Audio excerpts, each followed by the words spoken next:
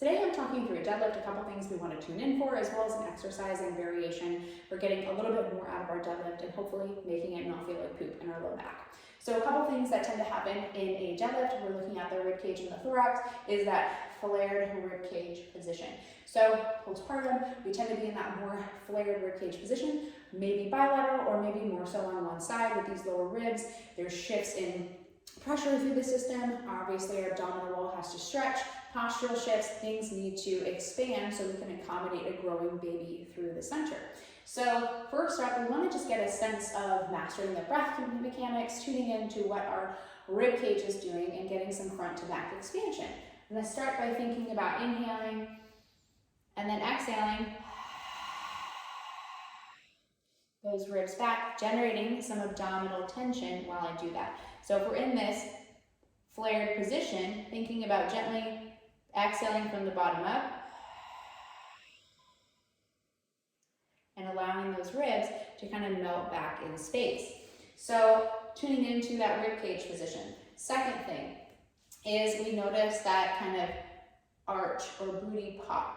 And ultimately, we want to think about the sits bones lengthening, the glutes lengthening on the backside, but we don't want to do that by arching this low back and kind of booty popping. Because ultimately that movement is coming from the low back and we want it to come from the glutes. So when we go into that glute length position, you can literally think about placing your hands on your butt cheeks as you think about the butt cheeks getting larger into your hands. So literally thinking about sitting back and finding that shift back.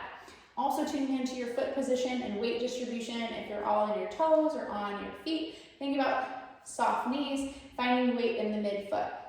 And a hinge comes from the hips. So we want to think about hinging back, not squatting down, okay? So in this position, we're going to start kind of getting into that hinge back with the soft knees, weight over the midfoot. You can even take a yoga block and place it between the legs if that's going to help you kind of open up on the backside. So ribs and tuning into our pelvis in space as I think about sitting back into my glutes and into my hands. So in this position, watch where you're at. If you're in that flared position, exhale the ribs back. Think about the booty staying slightly untucked, but not too much, but we don't want to be rounded and moving through our lumbar. So we want that gentle untuck of the pelvis, but keeping the ribs back. As we go down,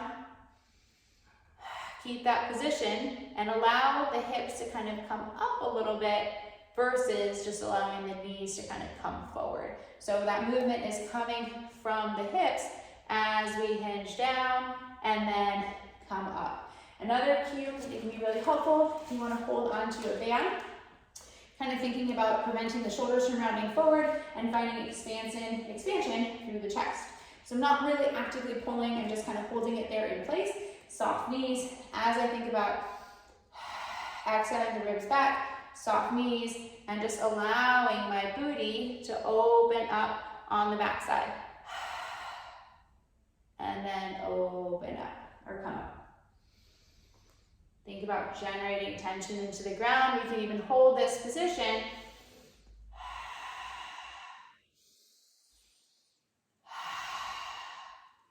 Keeping that hinge, booty stays open.